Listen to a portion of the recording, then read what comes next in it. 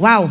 Estamos chegando no fim do ano e fim do ano, eu não sei você, mas eu amo esse momento, né? Essa sensação que só o fim do ano traz pra gente, não é? Perto do Natal, perto de virar o ano. A verdade é que todo mundo fica um pouco mais reflexivo. A verdade é que todo mundo começa a pensar um pouco mais. Mais no que você fez, mais nos seus sonhos, mais no que você projeta fazer. E a verdade é que talvez se você já fez essa reflexão e olhou para trás, né, durante esses meses aí que já aconteceram, você percebeu que seu ano foi um pouco desafiador. Talvez um pouco difícil, eu não sei o que te trouxe até aqui, não sei o que você experimentou esse ano.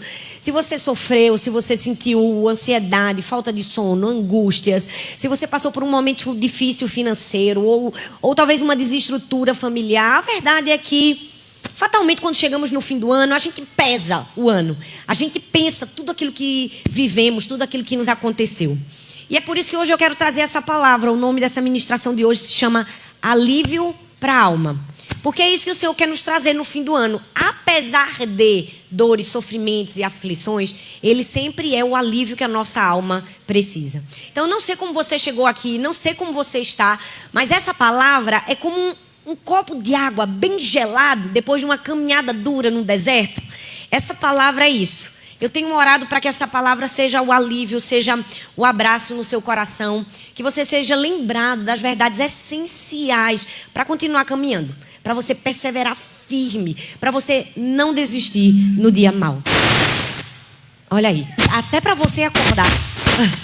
Deixa eu só ajustar o som, até para você acordar, ó. Tá vendo? Eu amo que Deus faz o pacote completo. É ou não é? Vou dar uma caminhada aqui pra gente ver se dá microfone. Olha aí, tá vendo? Foi só pra você acordar. Amém? Alívio pra alma. A verdade é que todo mundo tem um momento da vida que a gente precisa de um alívio. Sabe aquele momento que a gente respira fundo assim, ó, e se sente super aliviado? Tem momentos que a gente precisa de um alívio que o homem não pode dar. Um alívio divino. Um alívio sobrenatural. A gente precisa dessa sensação. Eu quero falar de Jesus, em um momento em que Jesus viveu um dos tempos mais desesperadores da sua vida. Quero te fazer algumas perguntas. Se você, em algum momento da sua vida, soubesse que o seu dia seguinte seria o pior dia da sua vida, se por um acaso você soubesse que as próximas semanas que viessem seriam as semanas mais duras, mais desafiadoras e mais sofridas da sua vida, qual seria a sua resposta? Bom, Jesus viveu um momento como esse. Ele sabia que o dia seguinte seria o dia do Getsêmani, o dia da agonia, o dia do sofrimento, o dia da escuridão da alma, o dia que ele seria abandonado, o dia da solidão, o dia do gemido.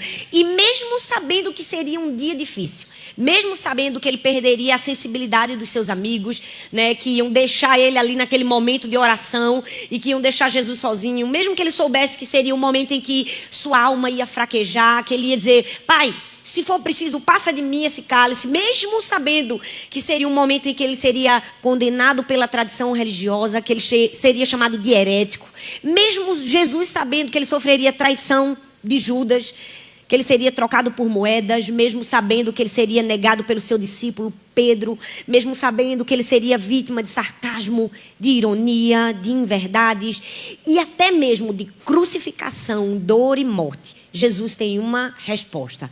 Jesus responde cantando. A Bíblia fala em Mateus 26, versículo 30, diz assim: depois de terem cantado um hino, saíram para o Monte das Oliveiras. Uau, eu não sei se isso traz um impacto para você, mas certamente traz para mim. Sabe, Jesus, antes de experimentar a pior dor da sua vida, ele escolhe cantar. Ele escolhe adorar a Deus. Eu não sei se você sabe, mas antecedente à Páscoa e posterior à Páscoa, os judeus cantavam alguns salmos específicos. Então, geralmente, a tradição judaica diz que do 113 ao 118 eram os hinos que eles cantavam. O 113 e o 114 antes da Páscoa e o 115 até o 118 posterior à Páscoa. Então, certamente, antes do pior sofrimento da sua vida, Jesus pode ter cantado alguma canção como o Salmo 117, que diz assim: louvem o Senhor, todas as nações, exaltem-no, todos os povos, porque imenso é o seu amor leal por nós, e a fidelidade do Senhor dura para sempre. Uau! Olha só que exemplo de Jesus. Na hora do sofrimento, ele escolheu cantar um hino ao Senhor.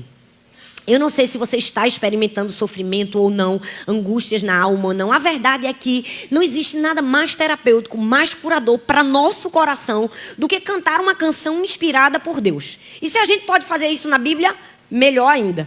Sabe, Charles Swindoll é um dos grandes escritores, das pessoas que eu mais gosto de ler. E ele diz assim, que a combinação certa de palavras, melodia e ritmo raramente falham em agir como uma mágica para a nossa alma. Isso é fato e é verdade. Quem nunca, num momento de dor, de aflição, de sofrimento, né, não ligou uma música e aquela música inspirada por Deus foi alívio, foi descompressão, foi cura, foi restauração.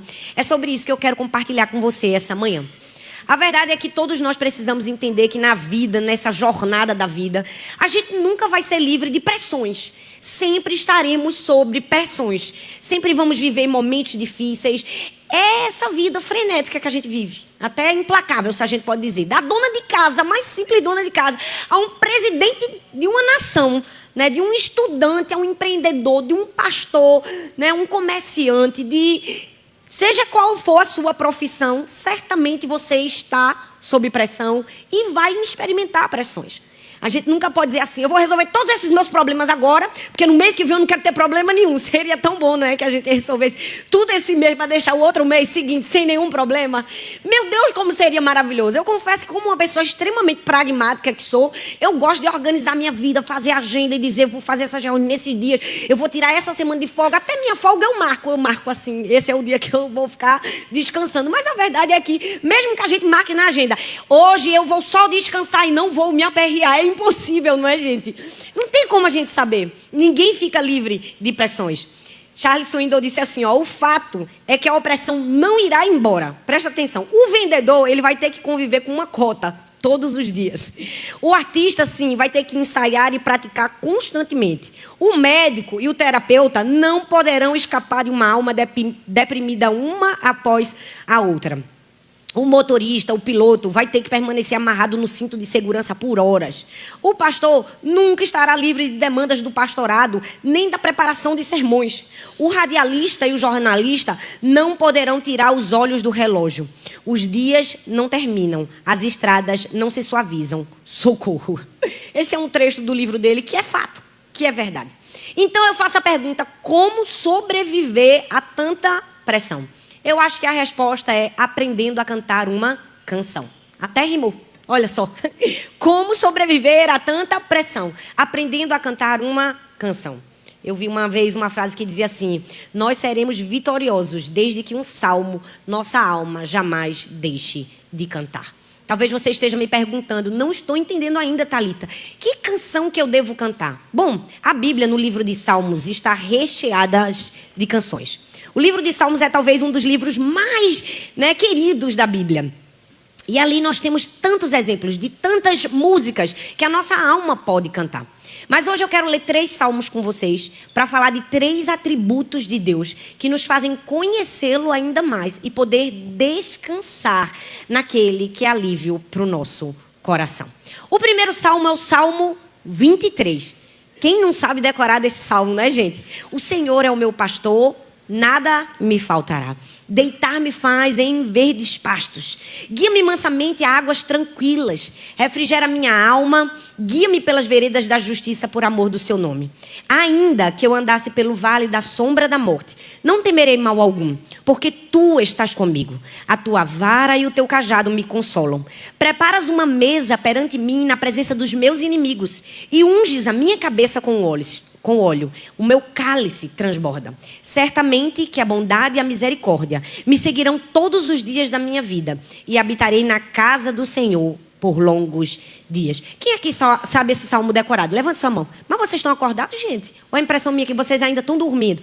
Quem sabe esse salmo decorado aqui diz amém? Vocês vão me ajudar a pregar? Quem está comigo aqui? Ah, muito obrigada, Felipe. Só vi Felipe aqui e as meninas aqui da frente. Gente, quando eu pregar, você diz amém, para eu entender que você está aqui comigo, tá bom?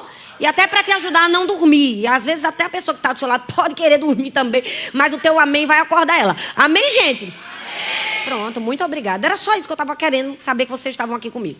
A verdade é que todo mundo sabe o Salmo 23 decorado. Ele é um dos salmos mais queridos da Bíblia. Charles Spurgeon, grande pregador inglês, o príncipe dos pregadores conhecido, disse que esse salmo é a pérola de todos os salmos. É verdade. A pérola de todos os salmos.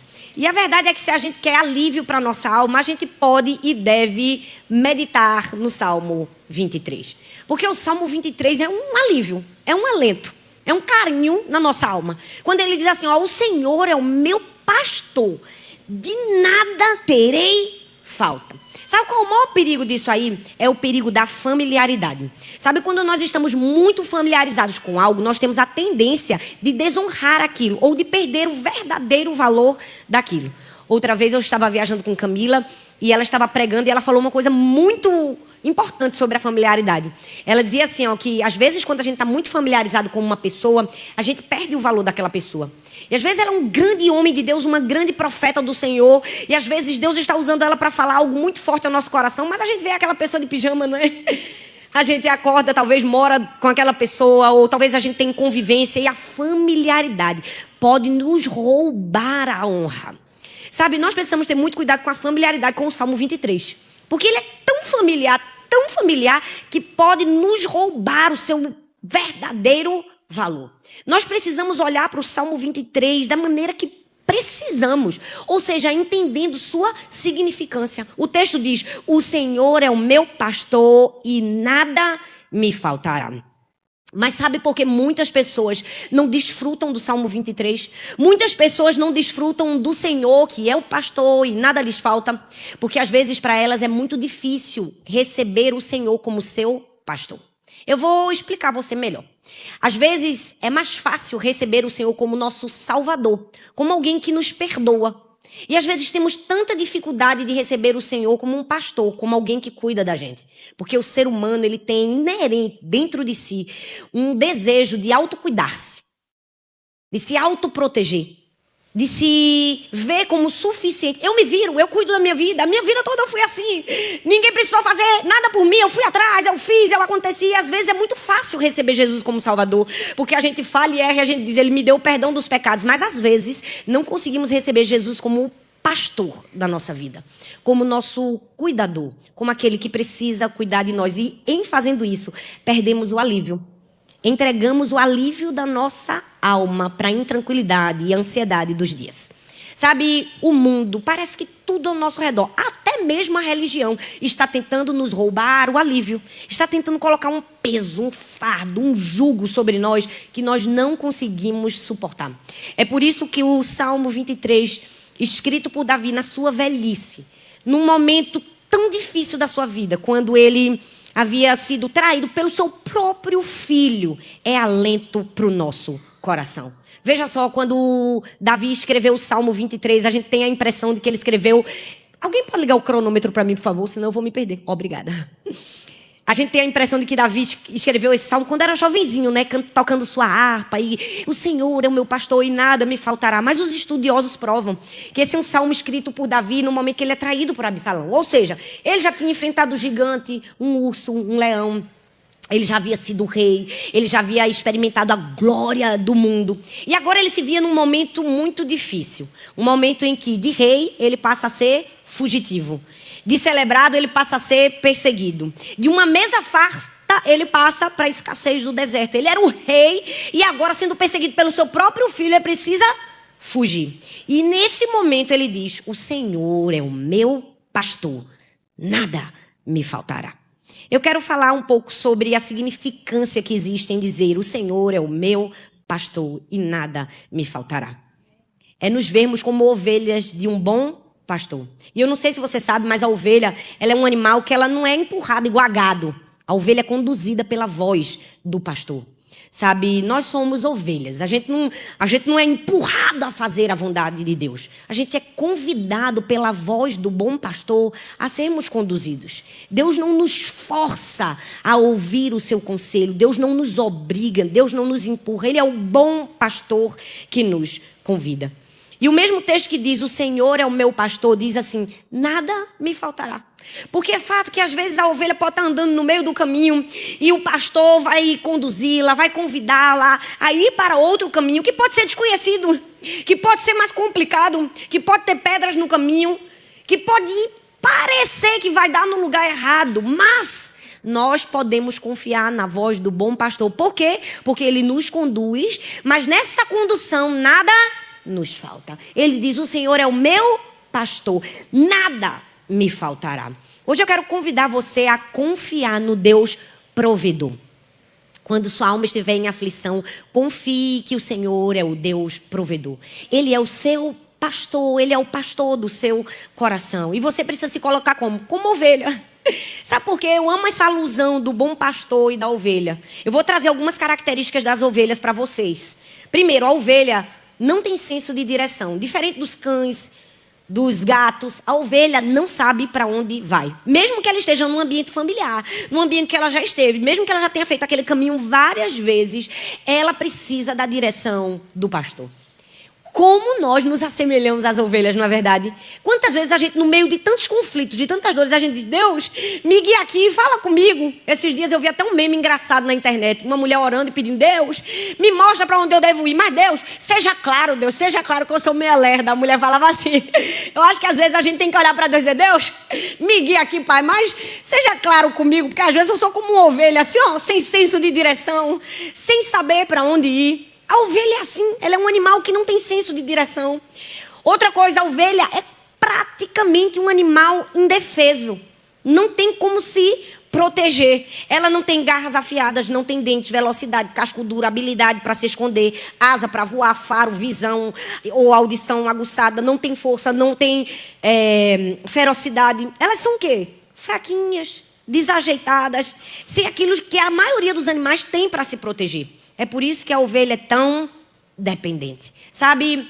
E isso pode ser olhado de maneira negativa, mas eu quero convidar você a olhar de uma outra forma. Essa posição de dependência é a posição que nos leva à segurança do bom pastor, a sermos conduzidos pela sua voz. Porque apesar da ovelha não ter uma garra afiada, apesar da ovelha, até o gritinho dela, gente, né? Bota medo de ninguém. Não é? Nem força para gritar ela tem. Vamos falar a verdade. Apesar de tudo isso, ninguém segura um rebanho guiado por um pastor. É verdade ou não é? É só você olhar para os filmes, é só para você olhar para os campos. Quando você vê aquelas imagens, ninguém segura, elas vêm assim de monte, passando por cima de tudo e de todos, quando estão sendo guiadas por um bom pastor. Então, apesar da nossa fragilidade, apesar da nossa falta de competência de cuidarmos de nós mesmos, nós precisamos entender, nós temos um pastor que cuida de nós. Nós temos um pastor que nos guia. Nós temos uma voz que nos conduz. Não, a gente não é gado, a gente não é empurrado. A gente pode confiar na voz do bom pastor. Sabe por quê? Porque é assim que nós precisamos nos ver dependentes. As ovelhas, por sua natureza, não são muito limpinhas. É verdade. Se você vê o gato, ele se lambe todinho, é ou não é? Tem animal que se coça na grama. Mas a ovelha, ela naturalmente não se cuida. Não sei se você já viu uma foto que uma vez viralizou de uma ovelha pega bem gigantesca assim, porque ela passou muitos anos longe do cuidado do pastor. Ela não tem capacidade de fazer sua própria tosquia. Ela precisa do pastor para cuidar. E assim somos eu e você. A gente precisa se ver assim, dependente. Alguém que por sua própria natureza é tendencioso à imundícia, a estarmos sujos, a não nos lavarmos, a não nos limparmos. Nós precisamos permanecer na dependência do bom pastor. As ovelhas, elas não conseguem encontrar alimento ou água sozinhas. Se elas forem deixadas por sua própria conta, e se você estudar, você vai ver, elas facilmente comem erva daninha. Então o bom pastor precisa levar ela para o pasto certo, porque senão ela vai terminar morrendo. E assim somos também eu e você. Sabe, a gente precisa ser conduzidos pelo Senhor. A gente tem um bom pastor, de nada teremos falta. E se isso não é alívio para mim e para você... Todas as vezes que sua alma estiver bem angustiada, abre no Salmo 23 e diz: o Senhor é o meu pastor, de nada terei falta. Eu sou conduzido por Deus, eu sou conduzido pelo bom pastor. Ele me leva a águas tranquilas, ele me leva ao pasto sadio. Sabe, o texto continua e diz assim, preparas uma mesa para mim, na presença dos meus inimigos. Eu quero que você pense sobre outra perspectiva. Talvez você pensou naquela perspectiva bem sabor de mel. Olha, Deus é aquele que cuida de mim. Ele prepara uma mesa na frente dos meus inimigos. Deus vai me honrar na frente de fulano, de cicrano, de beltrano. Não. Não, hoje eu não quero que você veja o inimigo como uma pessoa. Para alguém que está precisando de alívio, para alguém que está precisando de paz, para alguém que está precisando de alegria, para alguém que está precisando de um novo ânimo, os inimigos são o quê, gente? São os pensamentos perturbadores. Os inimigos são os ataques na mente. São as vozes do diabo incentivando você a desistir de tudo. Os inimigos são as vozes contrárias que talvez até por algum momento estão aí no seu ouvido, te levando a desistir até mesmo da sua própria vida. Quantas pessoas estão nesse extremo tão perigoso e tão duro e tão difícil, de uma depressão profunda, de uma angústia? Os inimigos são esses pensamentos. E a palavra de Deus nos diz que o Senhor prepara uma mesa para mim na presença do meu inimigo. Mesa fala de cuidado. Mesa fala de fartura, fala de contentamento. Eu quero te dizer que Deus está preparando uma mesa para você. Deus está cuidando de você diante dos seus inimigos, sejam eles quais forem. Pensamentos perturbadores, dores, angústias, falta de sono, falta de descanso, falta de paz. Eu amo que a Bíblia diz em Filipenses 4,19, e esse é o texto preferido de Arthur, do meu marido, diz assim: o meu Deus, segundo as suas riquezas, suprirá todas as vossas necessidades em glória por Cristo Jesus. Deus é aquele capaz de suprir todas as nossas necessidades. E eu tenho uma verdade profunda para te dizer: todas, todas. Todas as nossas necessidades espirituais, familiares, emocionais, financeiras, Deus é capaz de suprir. Ele é o único capaz de suprir todas as nossas necessidades. A Bíblia diz no Salmo 55, versículo 22, lança teu cuidado sobre o Senhor e Ele te susterá, não permitirá jamais que o justo seja abalado. Então, se você quer alívio para sua alma, se talvez você está se sentindo pesado, angustiado, aflito, sem esperança, frustrado, eu preciso te dizer: o Senhor é o seu pastor, você não tem falta de nada. Ele está aqui para te guiar, para cuidar de você, para fartar sua alma nos lugares mais áridos, para te dar descanso, para te dar proteção. Você não precisa estar preocupado com o seu hoje, nem com o seu amanhã. Porque apesar das ovelhas serem tudo aquilo que eu já falei, dependentes, não capazes de se cuidarem de si mesmas, se tem uma coisa que a ovelha tem é paz, calmaria. Você não vê uma ovelha estressada. Eu sei que a gente está no meio da cidade, é difícil a gente entender isso, mas deixa eu te dizer, esse ano eu tirei férias com as crianças e nós fomos à Suíça. E a gente pegou um trem que cortava vários campos lindos. Gente, olha, a pior coisa de você ir na Suíça é que qualquer outro lugar no mundo vai ficar feio depois que você for para a Suíça. É lindo, a Suíça é um dos países mais lindos que eu já fui até hoje. E quando você está no trem, que você vai passando, você vai vendo aquele campo verde, você vai vendo as ovelhinhas andando assim, uma calmaria, gente, uma tranquilidade, sem um boleto para pagar. A ovelha, ela não é um animal que está ali o tempo todo, porque ela tem o cuidado do seu bom pastor. Eu quero te dizer que se você está em aflição, Deus quer te levar a esse lugar de paz. Deus quer te levar a esse lugar de alívio, porque Ele é o seu provedor. É Deus aquele que provê aquilo que você precisa. Então, leia a palavra, mas não somente leia a palavra, ore a palavra. Em momentos de aflição, eu abro a minha Bíblia e eu fico: o Senhor é o meu pastor, de nada terei falta. Leia a palavra, eu ensino minhas filhas a lerem e depois lerem orando. Então, se você nunca leu o Salmo 23 orando, eu vou te ensinar a ler. Você vai dizer assim, ó: eu não terei falta de descanso ou de provisão. Por quê? Porque o Senhor, o meu pastor, me faz repousar em verdes pastos. Eu não terei falta de paz ou de refrigério. Por quê? Porque o Senhor me leva para junto de riachos tranquilos. Não faltará restauração ou incentivo quando eu enfraquecer, quando eu falhar, quando eu cair. Por quê? Porque o meu pastor renova as minhas forças e refrigera a minha alma.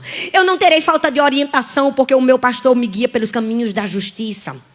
Assim, Ele honra o seu próprio nome. Eu não terei falta de coragem quando no meu caminho estiver tudo escuro. Por quê? Porque mesmo que eu andar por um vale escuro de morte, não terei medo. Eu não me sentirei sozinho, porque o meu pastor está ao meu lado. Não terei falta de consolo constante. Por quê? Porque tua vara e teu cajado me protegem. Eu não terei falta de suprimentos. Por quê? Porque o Senhor prepara um banquete para mim na presença dos meus inimigos. Não faltará força, não faltará honra. Por quê? Porque o Senhor unge a minha cabeça com óleo. Não passarei necessidade, porque o meu cálice transborda. Eu declaro que em todos os momentos não faltará a presença permanente do meu pastor, o meu Deus, porque certamente a bondade e o amor me seguirão todos os dias da minha vida, e eu viverei para todo sempre na casa do Senhor. Se o seu coração está aflito, eu preciso te dizer, Deus é o seu provedor. Fala comigo, Deus é o meu provedor. Não, mas fala com vontade, fala, Deus é o meu provedor. Segundo, Deus é o meu protetor. E agora a gente vai para um outro salmo, lindo da Bíblia. Esse salmo certamente, se na sua casa tem uma Bíblia, está aberto nele. Porque eu tenho para mim que as pessoas pensam que só abrir a Bíblia no Salmo 91 já protege, não é? Esse é um dos salmos que nos dá mais garantias, mais seguranças. É o Salmo 91. Diz assim, aquele que habita no esconderijo do Altíssimo, a sombra do Onipotente descansará. Direi ao Senhor, Ele é o meu Deus, o meu refúgio, a minha fortaleza, nele confiarei. Porque Ele te livrará do laço do passarinheiro e da peste perniciosa. Ele te cobrirá com as suas penas e debaixo das suas asas te confiarás. A sua verdade será o seu escudo e broquel. Não terás medo do terror da noite, nem da seta que voe de dia, nem da peste que anda na escuridão, nem da mortandade que assola ao meio-dia. 1000 cairão ao teu lado, 10.000 à tua direita, mas tu não serás atingido. Somente com os teus olhos contemplarás e verás a recompensa dos ímpios. Porque tu, ó Senhor, és o meu refúgio. No Altíssimo fizeste a tua habitação. Nenhum mal te sucederá, nenhuma praga chegará à tua tenda. Porque aos seus anjos dará o quê? Ordens ao teu respeito, para te guardarem em todos os teus caminhos. Eles te susterão nas suas mãos, para que não tropeces com o teu pé em pedra. Pisarás o leão e a cobra, calcarás aos pés o filho do leão e a serpente. Porquanto tão encarecidamente me amou, também eu o livrarei. Pô-lo-ei em um retiro alto, porque conhece o meu nome. Ele me invocará e eu lhe responderei. Eu estarei com ele na angústia, e dela o tirarei e o glorificarei. Fartá-lo-ei com longura de dias, e lhe mostrarei a minha salvação. Todas as vezes que sua alma estiver angustiada, abre a Bíblia e lê o Salmo 23. Todas as vezes que você estiver sem paz e pensando, e agora com medo, abre a Bíblia e lê no Salmo 91. O Salmo 91 é o salmo mais animador, mais elevado na nossa vida. Todas as vezes que você disser assim, vou desistir, eu tô com medo, leia o Salmo 91. Sabe por quê? Porque ele é um salmo que fala da nobreza e do cuidado de Deus em nos proteger. Diferente do Salmo 23, que a gente sabe que foi escrito por Davi, o Salmo 91 é um salmo anônimo. Não se tem a descrição de quem escreveu o Salmo 91, diferente do anterior, o 90. Alguns, uma tradução, a Septuaginta, indica que foi Davi, mas alguns acreditam que foi Moisés, pelo fato do Salmo 90 ter uma similaridade e ter sido escrito por Moisés. A verdade é que não importa quem escreveu conhecia Deus. Quem escreveu conhecia a capacidade que Deus tinha de proteção. E o segredo de vivermos uma vida sem medo não é abrir a Bíblia no Salmo 91 e deixar ela aberta na sua casa, na sua sala, nem no seu quarto. O segredo é conhecer o seu protetor. Eu amo que esse salmo, em 2 versículos apenas, somente 2, ele apresenta 4 nomes de Deus. Elohim, que significa o Altíssimo, o Deus de todas as coisas, o Deus possuidor. O El Shaddai, o Deus todo-poderoso, o Deus provedor. O Yahvé, o Senhor, o grande eu sou, o Deus de todas as promessas. E o Elohim, o Deus criador, e o Elion, o Deus altíssimo. Ou seja, em apenas 2 versículos nós podemos ver os atributos de Deus em ter capacidade de nos proteger. Todas as vezes que o medo vier, a gente pode se abrigar no Altíssimo, no refúgio do Senhor. Esses dias, acho que tem uns 2 meses, teve como chama aqui aquela chuva de raios? É uma tempestade de raios. Eu nunca tinha visto uma tempestade de raios durante tanto tempo. Foi quase uns 40 minutos. E a verdade é que quando aquele negócio não parava, eu fui pro lado de fora, e eu fiquei do lado de fora. E eu fiquei olhando, gente, pelo amor de Deus, Jesus está voltando. E aí, Arthur ficava, entra, sai daí, sai do lado de fora. Na minha casa é cheia de árvore do lado de fora. Vem! E eu querendo ver aquilo tudo assim e tudo. E a verdade é que ao mesmo tempo que eu queria ver, eu estava com medo. Então eu corri e fiquei dentro de casa. A verdade é que quando uma tempestade vem, se você está do lado de fora, perto de uma árvore, você sentirá o quê? Gente, vocês não estão me ajudando a pregar.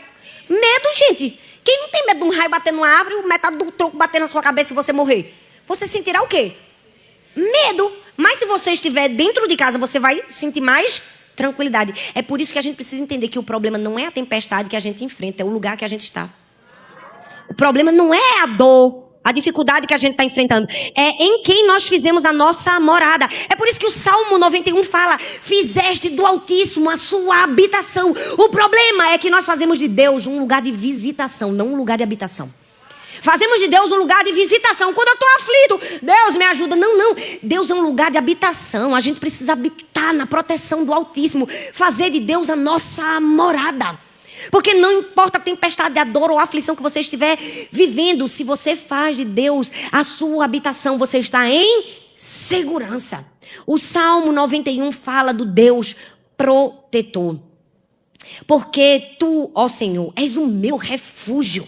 No Altíssimo fizeste a tua habitação. Hoje eu quero convidar você a fazer do Altíssimo sua habitação. Talvez você tenha vivido tantos medos, tantas incertezas, tantas angústias. Por quê? Porque você faz de Deus sua visitação. Em momentos de dor e sofrimento, a gente abre logo a Bíblia. Ai, Deus, fala aqui comigo. E a gente faz quase que uma roleta russa, não é? De um versículo para acalmar o nosso coração. Não, você pode, eu não estou indo contra isso. Você pode sim abrir as Escrituras e pedir a Deus uma palavra de alívio. Mas eu preciso te dizer, você precisa morar naquele que é o alívio para tudo sempre. Você precisa morar, você precisa fazer da habitação, da sua habitação, o Senhor. Você precisa ter Deus como seu pastor, como seu protetor. Sabe quantas vezes nós estamos tão imbuídos de um sentimento de justiça própria, de proteção própria? Quantas vezes não fazemos de Deus o nosso protetor porque a gente quer se justificar, a gente mesmo quer se proteger, não é? A gente procura 1, 2, 3, 4, 5, 10, 20 pessoas para se defender, quando na verdade o nosso defensor e o nosso protetor é o Senhor.